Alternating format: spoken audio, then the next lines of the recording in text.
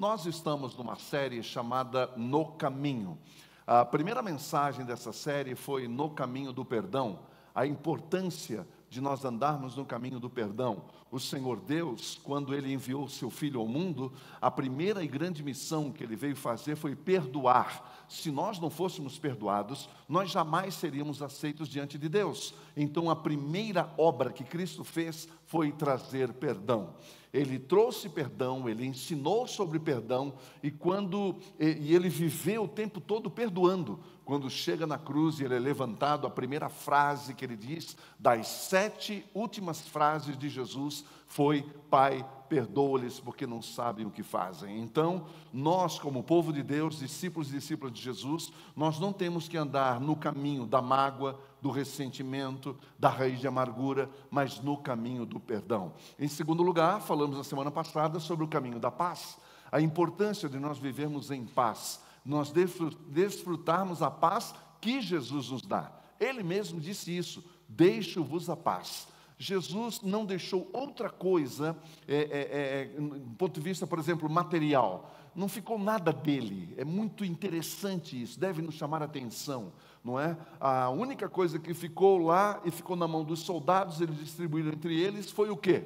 Foi patrimônio? Não, foi a sua própria roupa. E foi isso que fizeram, distribuíram entre eles a roupa de Jesus, foi o que Ele deixou. Mas para o seu povo, para a sua igreja, para os seus filhos e filhas, Jesus deixa a paz. Deixo-lhes a paz. A minha paz vos dou, não vou-la dou como o mundo a dá, não se turbe o vosso coração e nem se desanimem. Hoje nós vamos falar sobre contentamento, sobre alegria. A palavra contentamento, a palavra alegria, elas são fruto do Espírito Santo, é isso que nós vamos ver. Abra sua Bíblia comigo, por favor, em Filipenses capítulo 4, versículo 10 até o 13. Filipenses capítulo 4, versículo 10 até o 13.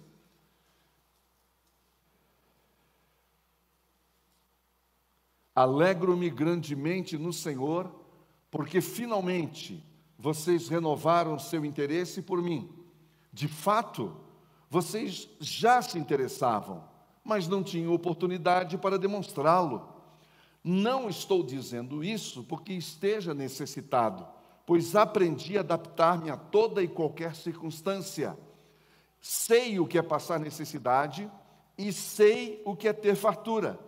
Eu aprendi o segredo de viver contente em toda e qualquer situação, seja bem alimentado ou passando necessidade. Tudo posso naquele que me fortalece. Vamos orar mais uma vez. Senhor Jesus, muito obrigado pela Tua presença aqui entre nós. E agora, Senhor, fala conosco através dessa palavra tão linda, tão maravilhosa, e ajuda-nos a andar no caminho do contentamento. Tira-nos do caminho da ingratidão, tira-nos do caminho do descontentamento, tira-nos do caminho da murmuração e leva-nos ao caminho da gratidão, do contentamento, para a Tua glória, em nome de Jesus. Amém. Um dos objetivos principais do apóstolo Paulo, quando ele escreve essa carta aos Filipenses, com certeza, é expressar a sua gratidão. Essa carta ela tem duas vias muito claras. Ela fala sobre a alegria e a gratidão. Alegria e gratidão são filhas do amor. Ambas andam de mãos dadas. Porque a pessoa grata, ela sempre vai estar alegre. E quem é alegre sempre será grato. Você já conviveu com alguém que é ingrato? Você conhece pessoas ingratas? Você conhece pessoas que tudo que você faz para ela nunca é o suficiente? Pois então, Paulo está nos dando uma grande lição, uma maravilhosa lição. Ele está nos ensinando e dizendo: olha, meus irmãos, eu estou escrevendo essa carta para vocês, porque eu preciso dizer duas coisas para vocês. Em primeiro lugar, muito obrigado por tudo que vocês têm feito por mim. E agora, em segundo lugar, eu quero que vocês vivam alegres. Eu quero que vocês sejam alegres. Eu quero que vocês vivam satisfeitos, porque eu aprendi o segredo de viver satisfeito. É muito lindo essa colocação. A maior marca, com certeza, dessa carta que a gente sempre fala, que é a chamada chamada a carta da alegria. Ela é conhecida como a carta da alegria. É impossível ler e meditar a carta de Paulo aos Filipenses sem perceber que o seu autor tem um coração grato e que conheceu o caminho do contentamento. E ele quer que as suas ovelhas continuem nesse caminho do contentamento. É a isso que nós somos chamados nesta manhã. O que seria contentamento? Contentamento é um estado de satisfação completa. É um estado de satisfação completa. Como que é isso? É que quando você olha para a sua vida e você fala, puxa vida, graças a Deus, não me falta nada. Por isso que o salmista, Davi, por exemplo, quando ele escreve o Salmo 23, ele disse, o Senhor é a fonte da minha satisfação. O Senhor é a fonte do meu contentamento. Tudo o que eu preciso, eu busco nele, por isso nada me faltará. É exatamente isso que ele está dizendo. O Senhor é a fonte da minha provisão.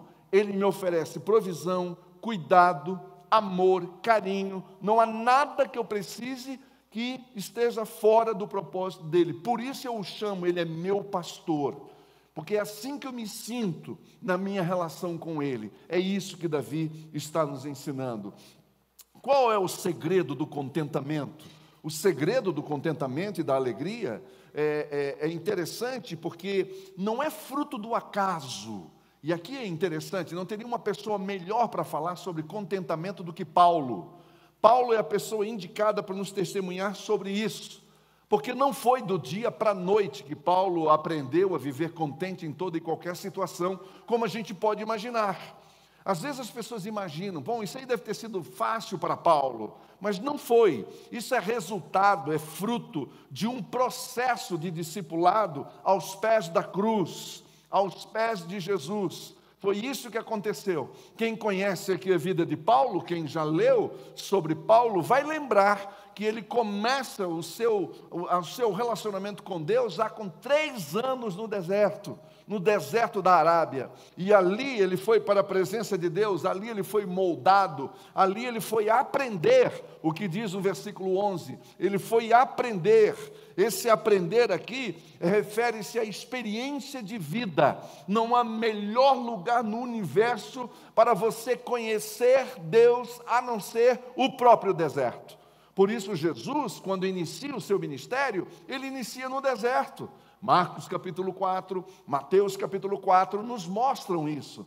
Jesus, antes de iniciar o seu ministério público, ele vai para o deserto, onde ele é moldado, onde ele aprende. É interessante, Jesus aprende.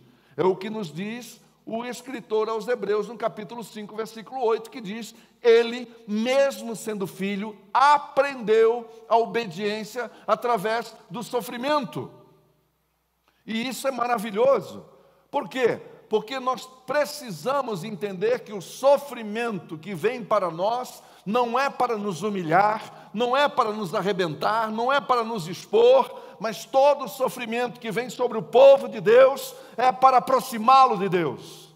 Não que Deus seja masoquista, não que Deus precise disso, mas nós precisamos entender que nessa vida eu não posso nada, eu não sei nada, eu só dependo dele. Enquanto nós não passarmos pelo deserto, você não sabe o que é depender de Deus. A gente aprende a depender e a confiar no Senhor depois que nós passamos pelo deserto. Por isso que se diz que Paulo aprendeu, mas foi no dia a dia, foram decisões diárias, foram decisões no decorrer da vida. É ali que Deus fala conosco. Aquela crise, aquele problema, aquela fatalidade que aconteceu na sua vida, tudo isso tem um propósito. E o apóstolo Paulo, ele teve que passar por experiências difíceis a fim de aprender e viver contente em toda e qualquer situação. A palavra contente aqui significa contido, calmo, portanto, um homem que seria autossuficiente. Essa é uma das palavras prediletas dos filósofos estoicos que estavam lá no entorno da comunidade, não apenas de Filipos, mas também de Colossos. e que Paulo fala a mesma coisa. Ele sabe que as suas ovelhas estão debaixo de fogo cruzado desses filósofos com essa teoria estoica, querendo mostrar que o homem é suficiente, é autossuficiente, que ele não precisa de Deus. Paulo sabia que a sua suficiência vinha de Cristo Jesus e de quem ele se considerava escravo, e que, aliás, isso foi um verdadeiro escândalo, porque onde é que já se viu o Paulo de Tarso agora virou escravo? Isso fica claro no versículo 10, por favor, onde se afirma: alegro-me grandemente no Senhor. Esse texto abre a fala de Paulo dizendo: eu me alegro, eu alegro-me grandemente no Senhor. Por isso esse homem, quando ele diz alegrai-vos no Senhor, outra vez vos digo alegrai-vos, ele o fala com autoridade, porque ele sabe do que ele está falando. Ele sabe da alegria da qual ele está falando. E é interessante que, se a gente for observar o verbo alegrai-vos no Senhor, outra vez vos digo alegrai-vos, não é um convite, não é uma sugestão, mas é uma exortação. Olha que interessante, é uma exortação. Ele está dizendo: alegrem-se, alegrem-se no Senhor. Outra vez vos digo alegrai-vos no Senhor, porque a alegria, segundo o Evangelho, não tem nada a ver com essa alegria superficial, epidérmica que a gente tem no dia a dia. Aquela alegria da qual eu já vos falei aqui, que depende das circunstâncias. Você está alegre porque deu um dia de sol. Tem gente, por exemplo, que não gosta de um dia como hoje, chuvoso, nublado. A pessoa fala: eu não fico contente com um dia como esse. Então, essa alegria aí depende das circunstâncias. Depende se o time ganha ou não. Você está entendendo? Aí essa é uma alegria superficial. Paulo está falando de algo mais profundo. Ele está falando de algo que é forjado no coração e no caráter dele. Ele está compartilhando conosco uma experiência que ele mesmo experimentou. A sua alegria vem do interior, onde Cristo habita, e Cristo já veio, e Ele habita no nosso coração. Amém? Amém, meus irmãos? Cristo não está por vir, Ele já veio. Onde é que Ele está? No meu coração. Ele habita no meu coração. E Ele é cheio de alegria. Jesus era cheio do Espírito Santo. A alegria é fruto do Espírito Santo. Então o que eu tenho que dizer ou fazer é deixar com que essa alegria possa passar, vazar e alcançar aqueles e aquelas que conosco convivem. Paulo foi impactado pela presença de Jesus no portal de Damasco, não foi? Chegando a Damasco, ele foi impactado, é o que nos diz Lucas em Atos 9. Depois daquele dia, ele nunca mais foi o mesmo. Ele mudou completamente a sua vida, ele mudou radicalmente. E em Gálatas capítulo 2, versículo 20, ele dá um testemunho pessoal acerca dele mesmo. E eu queria chamar a sua atenção para esse texto. Olha que lindo, ele está falando dele, da experiência dele. Fui crucificado com Cristo. Olha que coisa maravilhosa. Olha que maneira de expressar a conversão dele. Ele está dizendo: eu fui crucificado com Cristo. Logo, ou assim, já não sou eu quem vive, mas Cristo vive em mim. Ah, meus irmãos, em nome de Jesus, o que eu mais gostaria nessa manhã é que você entendesse que Cristo vive dentro de você. Ele vive em você.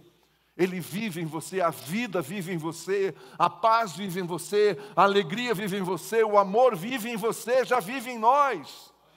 E nada pode impedir de que isso floresça e atinja as pessoas que nós amamos. A vida que agora vivo no corpo, disse Paulo, vivo-a pela fé no Filho de Deus que me amou e que se entregou por mim. Por isso, ele afirma com toda segurança: alegro-me grandemente no Senhor. É no Senhor. Ele está grato à comunidade? Claro que está. Aliás, disse sobre a carta de Paulo aos Filipenses que ele tinha um carinho especial por essa congregação. Ele tinha um amor especial por essa igreja. E de fato, se você comparar as cartas, você vai observar, vai ficar claro para você que o tratamento que ele tem para com esse povo é diferenciado. Ele tem um amor especial, é algo especial. E há algumas razões para isso. Em primeiro lugar, essa comunidade nunca o deixou, nunca se envergonhou de tê-lo como o seu plantador principal, ou seja, aquele que deu início à comunidade comunidade de Filipos foi o apóstolo Paulo. Eles nunca se envergonharam disso. Segundo lugar, e por essa razão, a gratidão da comunidade para com Paulo nunca o deixou, nunca o abandonou, estava sempre se inteirando sobre o estado do apóstolo, inclusive fornecendo apoio financeiro. Então é disso que Paulo está dizendo. Paulo está dizendo, olha, Jesus é a fonte da minha alegria. Esse era o segredo de Paulo. Não era uma alegria qualquer. Agora, é interessante, de novo eu digo, se você não leu Paulo, leia as cartas de Paulo, e você vai chegar à seguinte conclusão: que esse homem sofreu demais, que esse homem lutou demais, que esse homem passou por muitas situações difíceis, e ele nunca desistiu. E de dentro de uma prisão, ele diz, alegrai-vos no Senhor, outra vez vos digo, alegrai-vos. Quem de dentro de uma prisão poderia dizer isso, a não ser alguém que tenha Jesus no coração? Esse homem estava mais livre do que nunca. Ele nunca foi preso, porque era impossível prender o leão da tribo de Judá. Impossível, que estava dentro do coração dele. Porém, esse mesmo leão está dentro do seu coração e do meu coração, amém? Ele está dentro do nosso coração. A sua satisfação vem da providência de Jesus. Paulo aprendeu a crer e a depender da providência soberana de Deus. Aliás, a palavra providência ela é a junção de duas palavras latinas, que é pro, que significa antes, e vídeo, que significa ver. Então ele provê, ele vê com antecipação.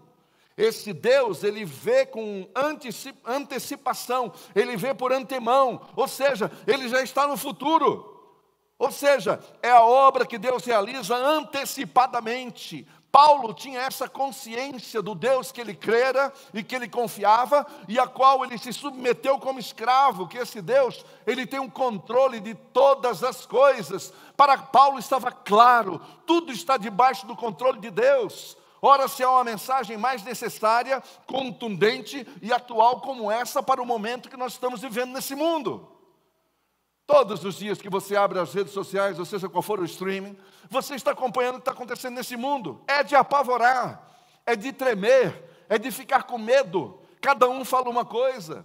A nossa nação está como se fosse sem rumo. Nós precisamos crer na providência de Deus, que não está fora do controle de Deus, que o túmulo está vazio, mas o trono está ocupado e o Senhor cuidando de tudo.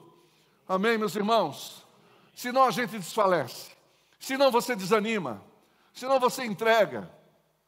E eu estou falando aqui com os empresários, com o pessoal que tem negócios, é de desanimar. Você precisa crer na providência de Deus, na providência de Deus. Ele vê antes, ele está antecipado, ele está no futuro, e é esse Deus que nós precisamos confiar. Paulo estava na cadeia, e aqui não era a prisão domiciliar, aqui já era na fortaleza militar. Ele sabia que os seus dias estavam contados, como de fato estavam, ele sabia que estava já condenado, como de fato estava, e dali alguns anos, pouquíssimos anos, ele foi decapitado e morto. E ele disse, alegrai-vos no Senhor, outra vez vos digo, alegrai-vos no Senhor. Paulo sabia que a vida dele estava nas mãos de Deus, e por isso ele tinha alegria.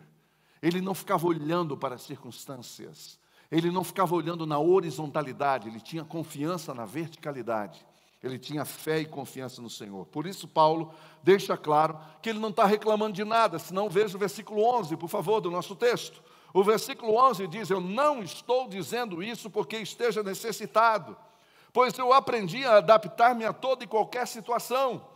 Olha o que Paulo está nos ensinando. Ele está dizendo, olha, se alguém aí, porventura, possa pensar ou imaginar que eu estou dando alguma indireta, que eu esteja precisando de alguma coisa, deixa eu ser claro com vocês, eu não preciso de coisa alguma. Isso não é falta de respeito, não é arrogância. Paulo só quer ser claro com a sua comunidade. Paulo só quer ser claro, e é interessante dizer isso e lembrarmos disso, que Paulo nunca ficou pedindo dinheiro, não para ele pedia para os outros. Esse texto, por exemplo, que a gente lê aqui, que é a nossa referência para a contribuição, que é a segunda carta de Paulo aos Coríntios, é uma prova disso.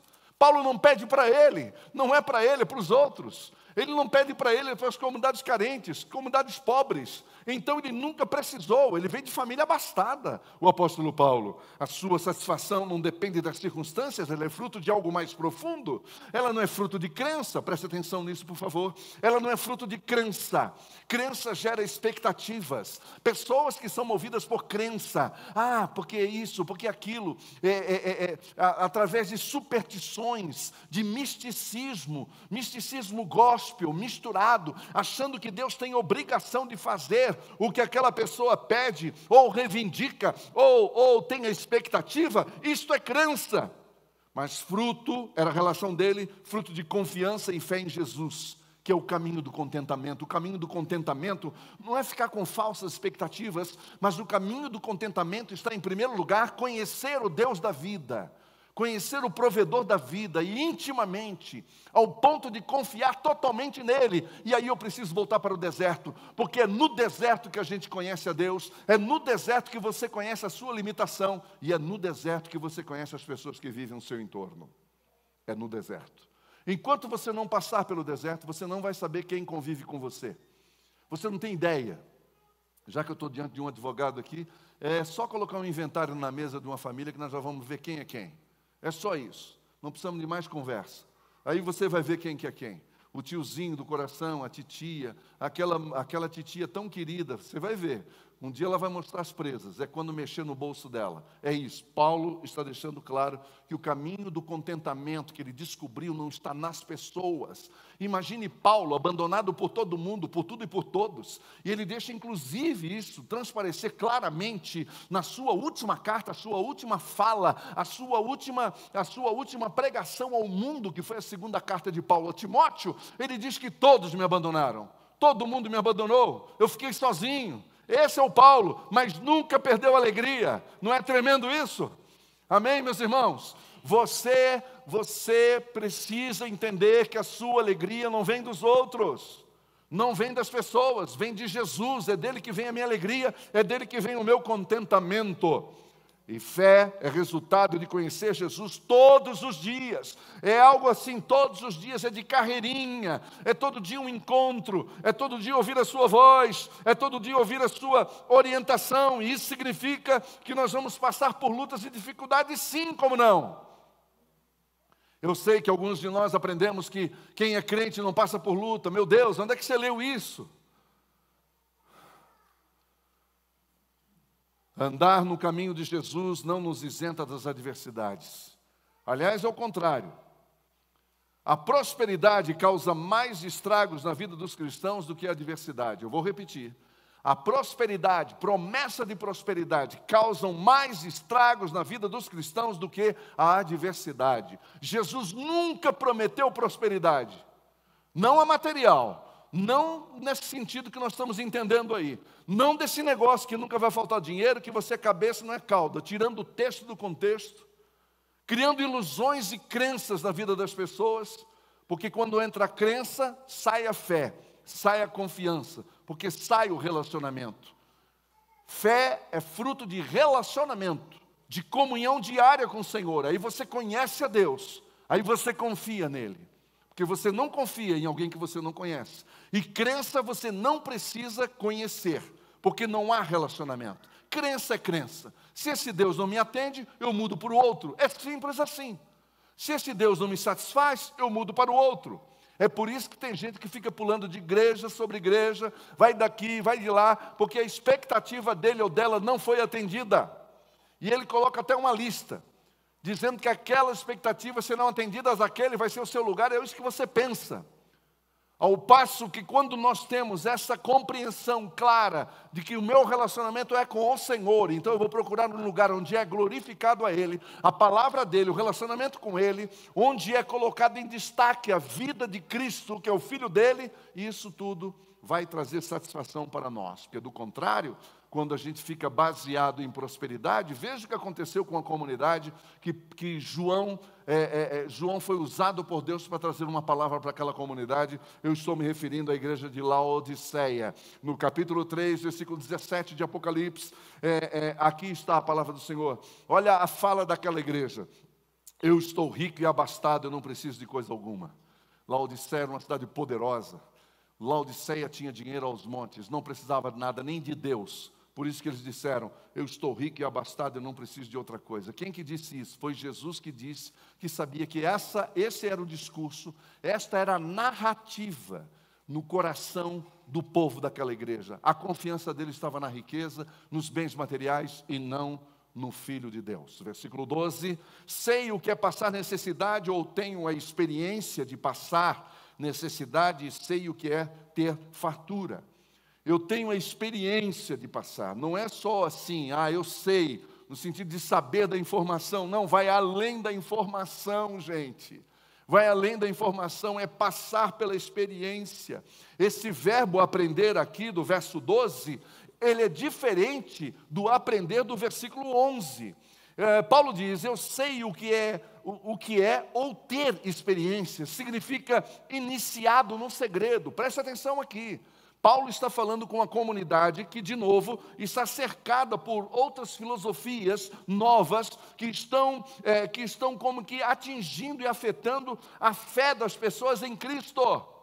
A fé das pessoas em Cristo. As pessoas estão começando a tirar a mente delas de Cristo por causa da influência de filosofias pagãs e de religiões antigas. Então, esse termo, usado pelas religiões pagãs, se referindo a seus segredos mais íntimos, Paulo usa o mesmo termo para dizer que esse segredo, iniciado no segredo, não é no autoconhecimento que alguém tem que pagar pedágio, se é que você está me entendendo, para poder ter acesso àquela informação que ninguém tem. Não, Paulo está dizendo, eu aprendi esse segredo, e se eu aprendi o segredo, vocês também podem aprender, e não só podem, como devem aprender.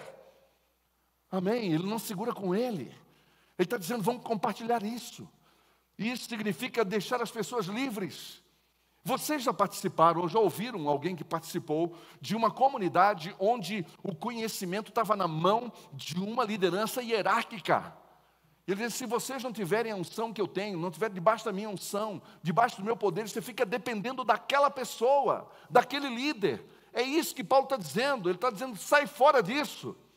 É por isso que você não fica feliz, que você fica com a expectativa nos homens e no que eles estão dizendo. Eu estou dizendo, eu conheci o segredo, eu fui iniciado nesse segredo, e tudo começa em Cristo e tudo termina em Cristo. Por meio das tribulações e provações, Paulo aprendeu, ele foi iniciado no segredo maravilhoso do caminho do contentamento, a despeito da pobreza e da prosperidade, a despeito de tudo isso. Por isso, ele pôde testemunhar. Eu aprendi o segredo de viver contente em toda e qualquer situação. Seja bem alimentado, seja com fome, tendo muito ou passando necessidade. Nós estamos aprendendo o caminho que Paulo percorreu, que é o caminho que Jesus mostrou para os seus discípulos. E Paulo entendeu isso. Paulo entendeu, ele absorveu e colocou em prática na sua vida. E é esse o caminho que nós precisamos saber. Sabe por quê? Porque você tem que andar com as próprias pernas. Você não tem que depender de liderança nenhuma, de homem nenhum. Você vai direto à fonte. Paulo sabia o que é estar por baixo, o que é sofrimento, o que é angústia. Paulo sabia. Veja comigo, por favor, Atos capítulo 14, versículo 19. Atos 14, 19, por gentileza. Muito obrigado. Então, alguns judeus chegaram de Antioquia e de Icônio e instigaram as multidões, apedrejaram Paulo e o arrastaram para fora da cidade, pensando que estivesse morto.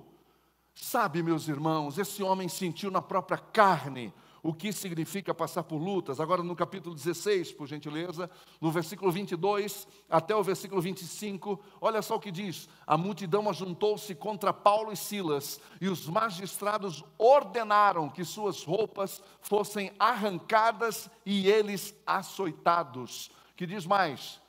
A multidão, depois de serem severamente açoitados, eles foram lançados na prisão. O carcereiro recebeu instrução para vigiá-los com todo cuidado. O que mais? Tendo recebido tais ordens, lançou-os no cárcere interior. Interior, você sabe o que quer dizer, né? É o interior do interior. Estão lá quase perto da solitária, se não a própria. E prendeu os pés deles no tronco. Esse é Paulo, que está passando por toda essa dificuldade. Vamos para o capítulo 20, versículo 3, por favor, de Atos. Capítulo 20, versículo 3, que diz o seguinte: onde ficou 3 meses, quando estava prestes a embarcar rumo à Síria, os judeus fizeram uma conspiração contra ele e por isso resolveu voltar pela Macedônia. Este homem, onde ia, tinha perseguição, e isso porque eu deixei de ler vários textos por causa do nosso tempo, só para mostrar que esse homem sabe o que está por baixo, ele sabe do que ele está falando. E isso é bom a gente ouvir isso, porque às vezes a gente reclama de tanta coisa. Agora, numa boa, eu estou falando aqui. Às vezes nós reclamamos de tanta coisa. Eu quero dizer para você, a vida no Brasil não é ruim, gente, é boa. É boa. Tem muita gente que daria tudo para estar no nosso lugar. Eu vi uma pessoa perguntando para mim assim: por que você acha que pessoas têm que sair de outros países e burlar a lei brasileira e vir para cá para trabalhar e viver aqui? O que ela está vendo aqui? O que ela está vendo aqui? O que ela nunca viu na terra dela. Ela não tem nem ideia. Para ela o Brasil é o paraíso. Acredite, acredite. E é mesmo. E é mesmo. Nós não podemos confundir o que está acontecendo com a nação com aquilo que Deus abençoou esse país. É só para a gente entender isso. Paulo não está dizendo de ouvir falar, não. Olha, eu ouvi dizer, não. Ele passou pelas provas na vida. Ele é um irmão como nós. Ele não tinha nada de especial. Não tinha nada em Paulo que não haja em mim. O mesmo Cristo que habita em Paulo habita em mim, habita em você. Amém, meus irmãos? O mesmo Cristo, é o mesmo Cristo. E aí ele diz: eu escolhi depender totalmente dele para viver. E aí é que está o segredo. É por isso que eu declaro, diria Paulo, naquele que me fortalece, eu posso todas as coisas. Naquele que me fortalece, eu posso todas as coisas. Não há nada que eu não possa naquele que me fortalece. Paulo deixa claro, o compromisso dele é com Cristo. É aí que você precisa investir. O mesmo segredo se dá com o próprio Filho Jesus. Você pergunta, como que Jesus venceu do modo que venceu? Como que ele conseguiu vencer do modo que ele venceu? Eu lhe digo como: em obediência completa e absoluta ao Pai. Completa, absoluta obediência ao Pai. Jesus nunca saiu fora da agenda do Pai. Nunca. Jesus não teve vontade própria. Ele dependia totalmente do Pai. Ele não tomava uma decisão sem a aprovação do Pai. Até para a própria vida ele disse: se possível, passa de mim esse cálice, mas que não seja feita a minha vontade e sim a tua. E ali estava o Jesus homem. Paulo dependia do poder de Cristo, operando em sua vida o tempo todo. Veja comigo Filipenses 1, 21, por favor, do nosso texto. Capítulo 1, versículo 21. Olha o que Paulo está dizendo aqui. 1, 21, diz assim: porque para mim o viver é Cristo e o morrer é lucro. Vamos dizer juntos? Vamos fazer essa declaração juntos? Vamos lá? Mas bem firme, vamos juntos? Vamos lá. Porque para mim o viver é Cristo e o morrer é lucro. De novo, vamos lá. Porque para mim o viver é Cristo e o morrer é lucro. Olha que loucura isso. O segundo texto, que está em capítulo 2, versículo 13, por favor. Pois é Deus quem produz em vocês tanto querer quanto realizar de acordo com a boa vontade dEle. Esse homem está alegre, ele está satisfeito. E ele está dizendo para nós: olha, fiquem firmes, porque Deus é quem produz em vocês tanto querer quanto realizar, segundo o seu propósito, segundo a sua vontade. E no capítulo 3, versículo 10, por favor: quero conhecer Cristo. Este homem está dizendo: eu quero conhecer Cristo. E ele não está no início da sua caminhada, ele está escrevendo para Filipos, ele já está preso. Ele está no final, no ocaso do seu ministério. E Paulo diz com todas as letras: eu quero conhecer Cristo. Meus irmãos, nós precisamos conhecer Cristo. Nós precisamos rever a nossa agenda. Nós precisamos rever as nossas prioridades. Nós precisamos mudar e inverter algumas prioridades e dizer: eu quero conhecer Cristo, e partir para cima dEle. E partir para cima dEle. Vai para a palavra, vai estudar, vai conhecer. É isso que Paulo está dizendo. O poder da sua ressurreição e a participação nos seus sofrimentos, tornando-me como Ele na sua morte. Isto é o ápice da liberdade de um homem. Quando um homem pode encarar a própria morte e dizer: eu quero, se for assim eu quero entrar nesse processo. Nesse processo eu quero conhecer Cristo. É o que está faltando para nós. A única coisa é conhecer o Cristo que habita dentro de você. Olha só que ironia. O Cristo já habita dentro de você. E a pergunta é: você conhece o Cristo que habita dentro de você? Você confia no Cristo que habita dentro de você? Porque Ele é a fonte de todo contentamento. Ele é a fonte de todo contentamento. Por meio da força daquele que vive dentro de mim, eu estou pronto para qualquer coisa. A força daquele que vive dentro de mim. Que pena que esse texto esse texto é tão distorcido. Capítulo 4, versículo 13. É tão distorcido. Tudo posso naquele que me fortalece. Eu vejo tanta gente usar esse texto com outro sentido, dizendo: eu sou o cara, deixa comigo. Você entendendo? Tirando o foco de Cristo. Por isso vive frustrado. Porque ele vai chegar mais cedo ou mais tarde à conclusão de que ele não pode governar a sua vida desgovernada, ingovernável. Enquanto nós não chegarmos à conclusão de que eu não sei, eu não posso, eu não tenho esse poder, você nunca vai ficar feliz e contente, porque tudo vai estar no seu controle. Agora, ao passo que quando você chegar a esta conclusão, eu posso todas as coisas naquele que me fortalece, você sabe que naquele que me fortalece, eu posso todas as coisas, inclusive viver livre, viver contente o tempo todo. Ao nos rendermos a Cristo e seguirmos o seu caminho, nós temos dentro de nós o poder que precisamos para lidar com as exigências da vida, que não são poucas. Só temos que liberar esse poder pela fé. Em todo momento, a cada dia, nós precisamos lançar mão do poder de Jesus que já habita em nós, para suprir todas as nossas faltas e as nossas necessidades em Cristo Jesus. Você sabe, eu já preguei aqui, que todo pecado entra pela porta da falta. Toda vez que você tem alguma falta, é por ali que vem a tentação. É por ali que vem a tentação. Por isso, é muito importante nós descobrirmos qual é a nossa, ou quais são as nossas faltas. Do que é que você sente falta? Normalmente, uma pista é observar aquilo que te prende, aquilo que te leva a ser prisioneiro daquela coisa. Por exemplo, todo excesso na nossa vida revela uma falta. Por exemplo, a senhora não precisa de 40 pares de calçados. Então tem alguma falta aqui. A senhora não precisa de 40 bolsas. Os homens não precisam de 10, 15 relógios, a não ser para mostrar para os outros. Você não precisa de 20 cintos. Você não precisa de 20 termos. É isso que eu estou falando. O excesso nos mostra alguma falta, revela alguma falta. Revela alguma falta. Não há necessidade, porque você já está suprido.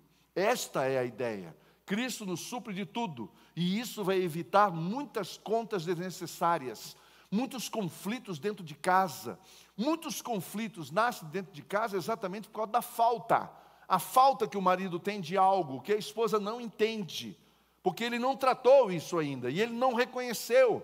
Ele ainda está dominado pela insanidade. O que é insanidade? Insanidade é aquela atitude que eu tenho de que eu estou dizendo que vou mudar, nunca mudo, aguardando um resultado diferente. Isso é insanidade.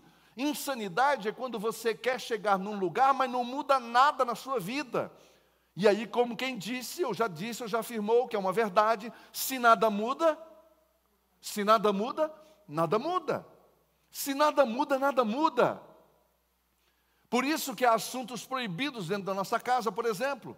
Há temas dentro da nossa casa que nós não podemos conversar. Há quartos na nossa casa que estão trancados pelo lado de dentro, que nós não podemos entrar, porque ali é delicado, porque tem uma situação delicada. E aí já de alguma maneira compromete a unidade da família, a cumplicidade, a paz interior e a alegria dentro dessa casa. Sim, porque nós temos um assunto que quando nós vamos falar sobre, nós baixamos as persianas. Eu vou citar só um, a questão financeira, por exemplo. É uma coisa delicada, sempre falta, sempre uma falta, sempre uma falta. Então, aprenda isso, vá para a presença de Cristo, deixa Cristo transformar o seu caráter e dependa de Cristo, e você vai ver o que Ele vai fazer na sua família. Amém? O apóstolo Paulo chegou para o Senhor e disse: Pai, tira de mim esse espinho na carne. Quantas vezes ele pediu? 3 vezes. E qual foi a resposta final do Pai? a minha graça é suficiente para você, pois o meu poder se aperfeiçoa na fraqueza. Portanto, eu me gloriarei ainda mais alegremente em minhas fraquezas, para que o poder de Cristo repouse em mim. Essa foi a conclusão que Paulo chegou, depois de ouvir claramente de Deus um não claro, que é o que nós não queremos ouvir, mas nós temos que estar preparados para ouvir o não. Pessoas maduras recebem o não e continuam confiando em Deus.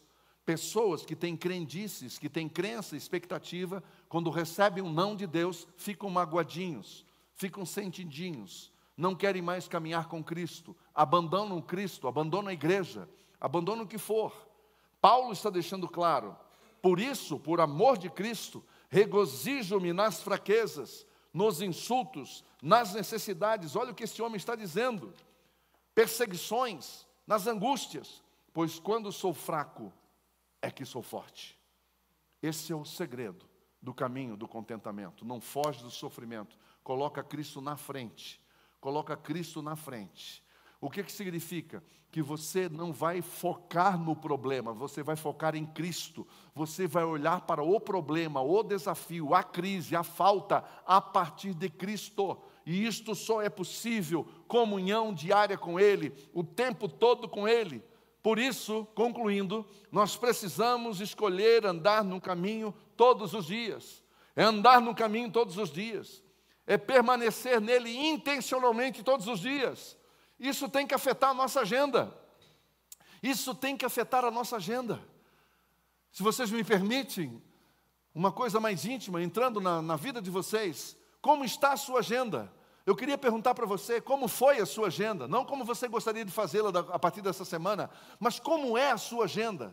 Então eu vou fazer a outra pergunta: nessa agenda da semana passada, que foi a que você viveu, a que você já determinou, quais foram os momentos que você teve de qualidade na presença de Jesus? Quais foram os momentos que você teve de qualidade, de comunhão com o Senhor, investindo na sua comunhão com Ele, investindo no seu relacionamento com Ele? Como é que foi na semana passada? Porque essa é a sua vida, essa é a sua vida. Então a ideia é dizer: eu vou rever isso, eu vou mudar a minha agenda. E aí você muda a sua agenda. É aí quando Cristo começa a afetar a sua agenda. Eu vou falar uma coisa para você: se a sua relação com Cristo não te afeta nesse nível, não te compromete em nada, não muda nada na sua agenda, é provavelmente que você tem um relacionamento superficial e epidérmico com o Senhor. E não é uma bobagem que eu estou falando, nem uma heresia, isso é verdade. Se não, veja você com seus amigos. Quais são os amigos mais íntimos que você tem? Qual é o cara que você pode chegar e fazer uma brincadeira com ele sem medo, saber que ele não vai levar para o lado pessoal, que vai saber com quem que ele está falando? Quando você tem intimidade com seu amigo, não é assim? Quando você tem intimidade com ele, por isso você tem liberdade com alguns amigos, muito mais do que com alguns parentes. E isso é verdade, porque você se relaciona muito mais com aquele amigo.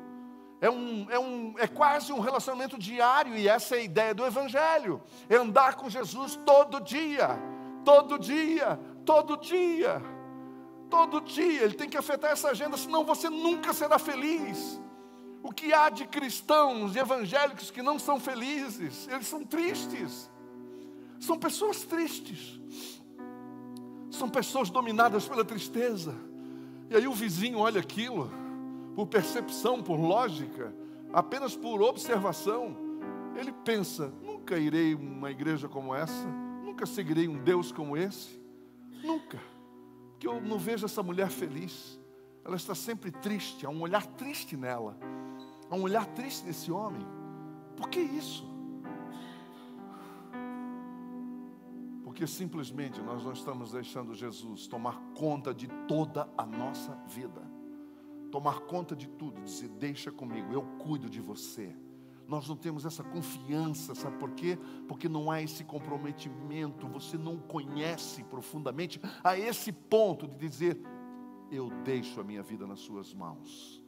As mamães que estão aqui, você confia em qualquer pessoa para deixar o seu bebê? Óbvio que não. É isso que eu estou falando, é isso que eu estou dizendo. na mão de quem você entregaria a sua vida? Se você não confia em Jesus, você já parou para pensar que talvez o seu relacionamento com Ele não é o que você pensa que é, ou o que você diz que é? Eu concluo dizendo, invista na sua vida com o Senhor. Pare de fazer algumas coisas, diga não para um monte de coisas. Aqui tem várias pessoas que vocês estão muito bem informados sobre o mundo dos cursos, etc., workshops. Vocês aprendem um monte de coisa para aplicar na empresa de vocês, no trabalho, e não está errado, tem que investir mesmo. Mas deixa eu só falar uma coisa. Vocês têm muita teoria lá e não colocam em prática, não é verdade? Pois é, nós cristãos também. A gente sabe só de teoria, está tudo em nível de mente, em nível mental, que precisa descer para o coração. Precisa descer para o coração e virar verdade, virar prática. Agenda diferente. Que o Senhor te livre da tentação de postergar o seu investimento no relacionamento íntimo com o Senhor. Que o Senhor te livre dessa tentação de não investir tempo para ouvir a voz de Deus. A sua esposa agradeceria se você fosse um homem realmente que ouvisse a voz de Deus todos os dias, para parar com essa ansiedade, com essa insegurança, com esse medo. O seu marido agradeceria muito a Deus e a você se você pudesse investir a sua vida com Jesus, para você aquietar e parar de comprar, procurar. Não precisa mais procurar. Ele já existe dentro do seu coração, dentro da sua vida. Os seus filhos agradeceriam aos pais se eles fossem menos ansiosos, se eles se degladiassem menos, porque confiam totalmente, estão satisfeitos, estão contentes com o Senhor. E os pais agradeceriam ao verem os seus filhos em paz, vivendo contentes, porque tudo que um pai e uma mãe quer é ver os seus filhos felizes. Não é assim que a gente diz? Eu quero só ver os meus filhos felizes. Não é isso que você pensa sobre os seus filhos? Eu quero ver os meus filhos felizes. E só há um caminho para o caminho para a felicidade, para o contentamento. É Cristo Jesus. É com Ele todo dia. Café da manhã, almoço e janta. É 24/7, 24 horas por dia, 7 dias por semana, na presença dEle. O que é isso? É uma loucura? É convento? Não, é o dia a dia. É aprender a colocar Jesus na nossa agenda todos os dias. É pensar nele, é fixar o nosso pensamento nele, é olhar tudo da perspectiva dEle. Você vai observar, você vai falar menos, vai ser mais sábio, vai ter melhores resultados, vai ter melhor relacionamento, tudo muda, e você vai viver incrivelmente em paz e satisfeito. E você nunca mais vai cair na cilada de ninguém, porque você não é mais um ansioso que aceita qualquer coisa e que está por trás de qualquer coisa, correndo atrás da vida igual um louco. Jesus simplesmente vai dar paz para o seu coração, porque você não precisa de nada, você está satisfeito. Que o Senhor vos abençoe, que o Senhor vos guarde, que vocês possam colocar isso em prática. Feche os seus olhos, eu quero orar com você. Obrigado, Senhor. Obrigado pelo privilégio e a honra que Tu me dás de poder orar pelos Teus filhos e filhas aqui nessa manhã. Eu quero Te pedir que o Teu Espírito Santo possa plantar essa palavra no coração deles, e que esse texto que o Teu filho Paulo escreveu possa servir de inspiração e de guia para nós, para que nós possamos pensar, assim como o Senhor usou Paulo, o Senhor vai nos usar também.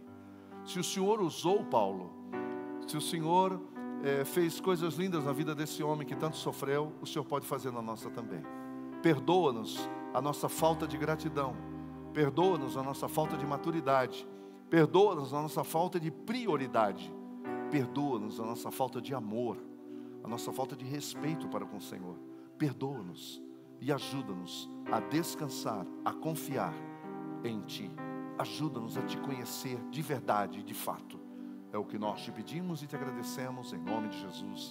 Amém.